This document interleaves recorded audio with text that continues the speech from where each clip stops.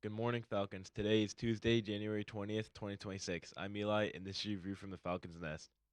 In this week's edition of Health Minute, a new study is testing whether it's possible to fend off age related diseases with a novel combination of high intensity interval training and anti inflammatory medicines and supplements. According to WVPE, the small study includes healthy older adults aged 65 to 80 who have agreed to try HIIT training, which includes short bursts of cardio mixed with resistance training.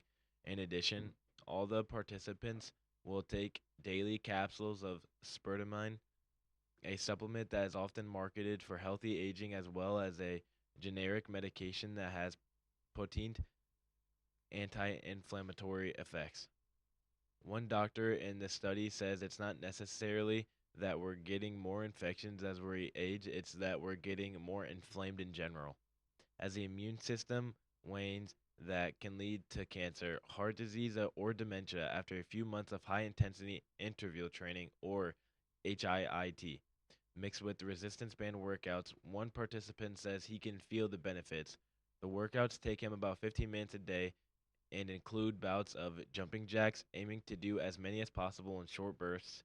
He says he's under no illusion that he's guaranteed a long life, nor would he want to reach his 100th birthday. If he wasn't in good health, the research comes at a time when it's possible, increasingly possible to make it to 100.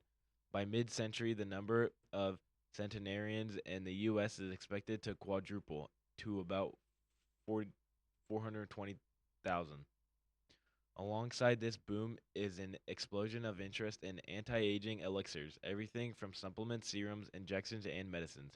People who exercise regularly can reduce the risk of developing metabolic diseases in part due to the anti inflammatory effects of exercise, and large observational studies have found that women who exercise and do strength training cut the risk of death from cardiovascular disease by 30% compared to their less active peers. And that's this week's edition of Health Minute. January is National Mentoring Month, a time to recognize the significant impact mentoring can have on young people. The Indiana Youth Institute is emphasizing the importance of mentoring during this month. Research indicates that children with mentors are more likely to attend college, volunteer, engage in extracurriculars activities, and assume leadership roles. Dr. Tammy Silverman, president and CEO of the Indiana Youth Institute, highlighted the benefits of mentoring. 1 in 3 young people grow up without a mentor.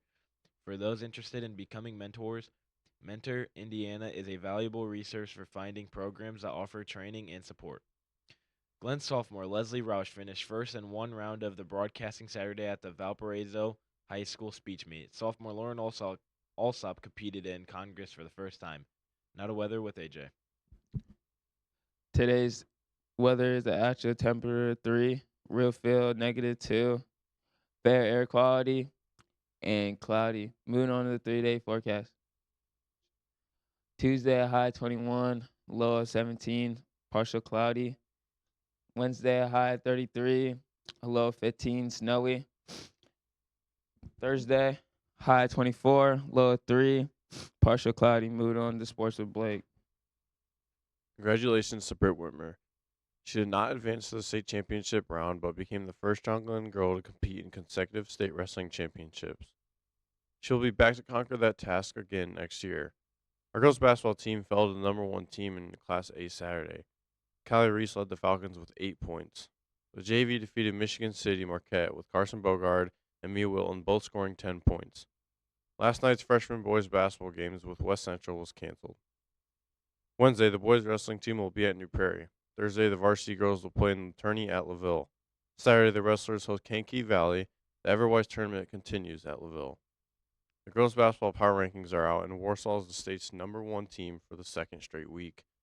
Northridge is 12th, and Penn is 20th. Glad Class 3A, Indianapolis Ron Cali is number 1, South Bend St. Joe is 14th, and Fairfield is 15th. East Noble is 21st, and Tippecanoe Valley 25th. Glenn is 52nd with a 15-4 record. Now back to lunch with AJ. Today's lunch is a taco meat, bean and cheese burrito, uncrustable, hand chef and turkey chef salad. Sides, we got taco toppings and Doritos. Now have an amazing day, Falcons.